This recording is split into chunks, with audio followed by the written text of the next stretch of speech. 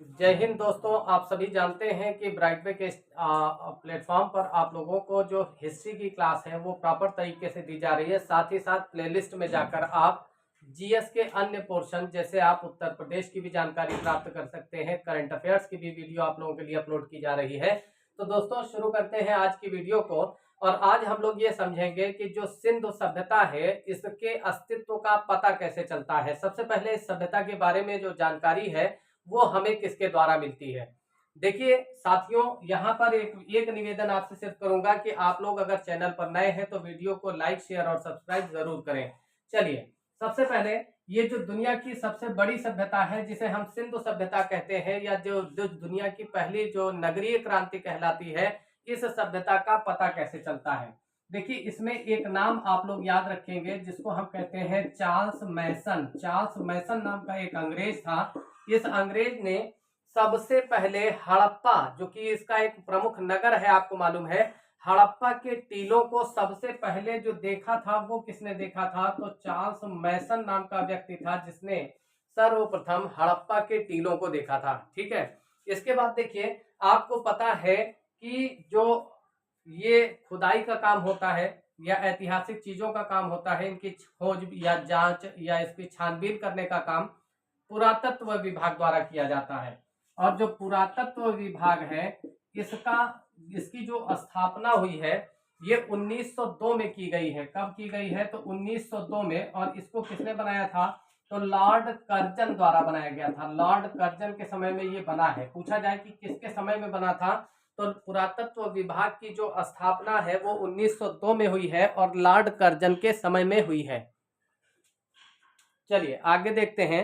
अब देखिए कर्जन के समय में हुई है और इसकी स्थापना का जो श्रेय दिया जाता है वो अलेक्जेंडर कनिंघम को दिया जाता है। अलेक्जेंडर कनिंघम, अलेक्जेंडर कनिंघम को इसकी स्थापना का श्रेय दिया जाता है।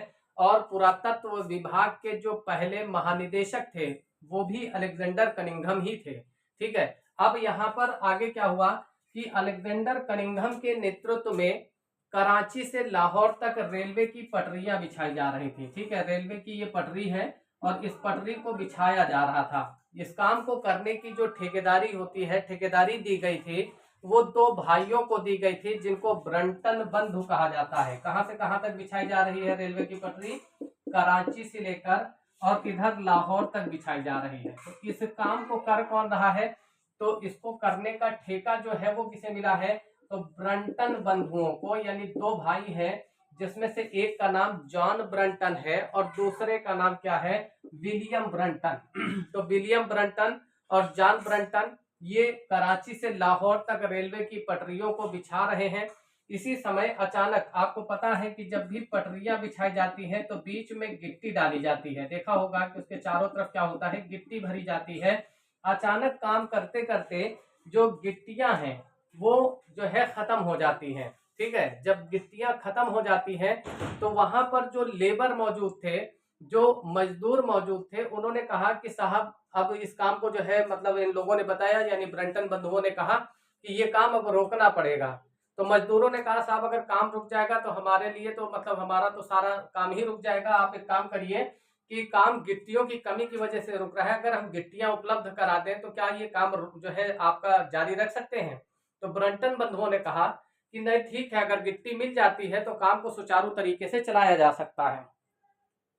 इसके बाद जो यहाँ पर लेबर है वो भाग के जाते हैं और हड़प्पा का जो टीला जिसे चार्ल्स मैसन ने पहली बार देखा था, लेकिन उसने इस टीले पर कोई विशेष ध्यान नहीं दिया था।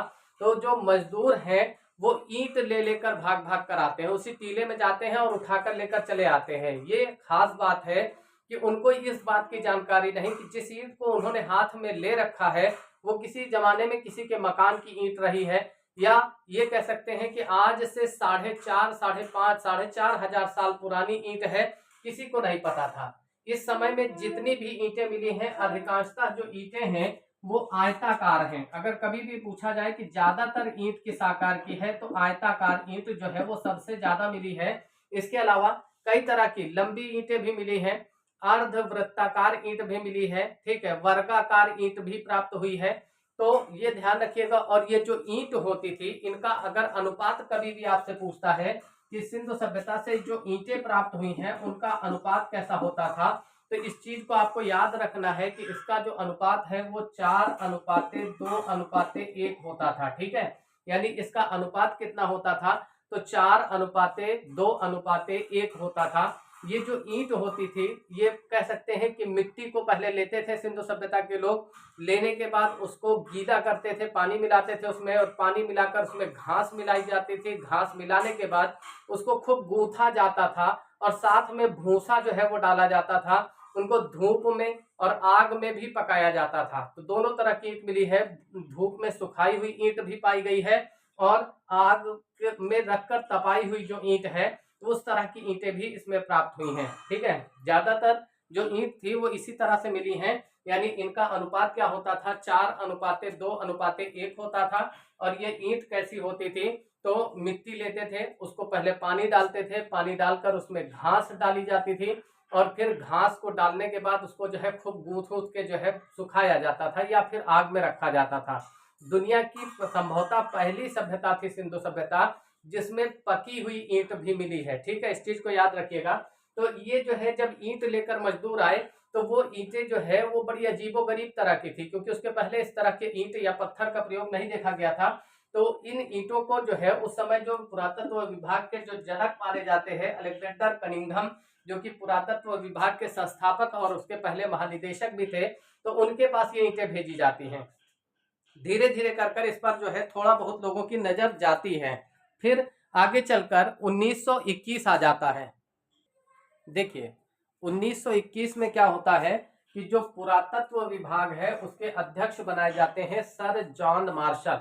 जब सर जॉन मार्शल अध्यक्ष बन जाते हैं तो जॉन मार्शल के निर्देशन में उन्होंने इन ईंटों पर और ज्यादा शोध किया। उसके बाद उन्होंने सबसे पहले उन्हीं के डायरेक्शन में या निर्देशन में सबसे पहले राय बहादुर दयाराम साहनी को भेजा जाता है इसकी जांच के लिए। क्या जाता है, राय बहादुर दयाराम साहनी। ये जो राय बहादुर दयाराम साहनी है ये एक बेहतरीन इतिहासकार है, एक बेहतरीन जो है पुरातत्वविद थे। इन्होंने सबसे पहले 1921 में एक नगर की खोज कर डाली। जब इनको छूट दी गई, इनको इस चीज के लिए जो है कहा गया, तो इन्होंने 1921 में सिंधु सभ्यता का एक पहला नगर जिसको हम कहते हैं हड़प्पा, इस नगर की खोज की। और इसी नगर के नाम के कारण ही इस सभ्यता को हड़प्पा सभ्यता भी कहा गया है। ये ध्यान रखने वाली बात है कि जो हड़प्पा नामक स्थान है वो रावी नदी के किनारे है। कभी भी आपसे कहता है कि हड़प्पा जो है वो रावी नदी के किनारे है, तो किस नदी के किनारे है, तो रावी नदी के किनारे। इसके बाद इसका एक दूसरा जो है नगर जिसको 1922 में खोजा गया, और इस स्थल की खोज जो है वो किसने की है, जो दूसरा है यानी जिसे हम मोहनजोदड़ो कहते हैं। कौन सा है, मोहनजोदड़ो। तो मोहनजोदड़ो की जो खोज है ये 1922 में हुई। किसके द्वारा इसको खोजा गया, तो राखाल दास बनर्जी ने इसको खोजा था। किसने खोजा था, राखाल दास बनर्जी। ठीक है, तो राखाल दास बनर्जी जी ने इसको खोजा, यानी दूसरा नगर जो है वो खोजा किसने, राखाल दास बनर्जी ने। ये दोनों सिंधु सभ्यता के सबसे ज्यादा चर्चित नगर हैं। यहाँ पर इस बात को ध्यान रखिएगा कि जो मोहनजोदड़ो शब्द है इसका अर्थ होता है मृतकों का टीला। मृतकों का टीला इसको कहा जाता था। कभी भी पूछ सकता है आपसे कि मृतकों का टीला उपनाम से किस नगर को जाना जाता है, तो मोहनजोदड़ो को जाना जाता है। और ये जो मोहनजोदड़ो है इसकी खोज किस वर्ष में हुई है, तो 1922 में। और किसने खोजा है, तो राखाल दास बनर्जी ने। ये ध्यान रखने वाली बात है कि मोहनजोदड़ो सिंधु नदी के किनारे है। किस नदी के, सिंधु नदी।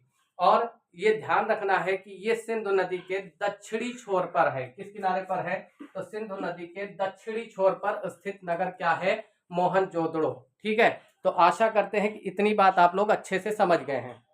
यहाँ पर अब हम लोग बात कर लेते हैं कि सिंधु सभ्यता का कालक्रम क्या था। कालक्रम का मतलब ये होता है कि ये सभ्यता कब शुरू हुई और इसका विनाश कब हुआ। तो इस बारे में भी विद्वानों में बहुत सारे मत हैं। जैसे मैंने अभी इसका जो विस्तार क्षेत्र बताया था या और भी चीजें बताई थी, तो उसमें भी देखा आपने कि काफी सारे लोगों में जो विभिन्न प्रकार के इतिहासविद हैं सबके अपने अपने मत हैं।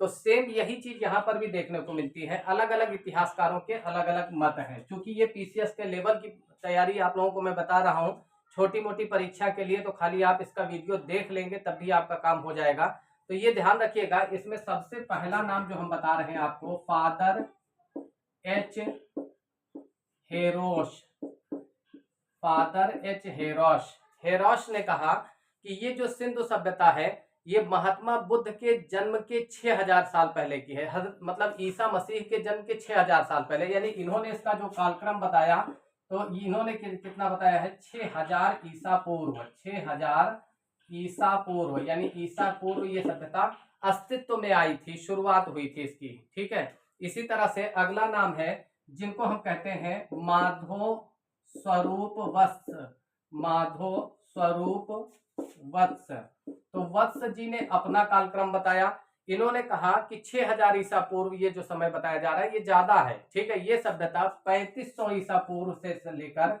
यानी 3500 ईसा पूर्व से लेकर 2700 ईसा पूर्व की है।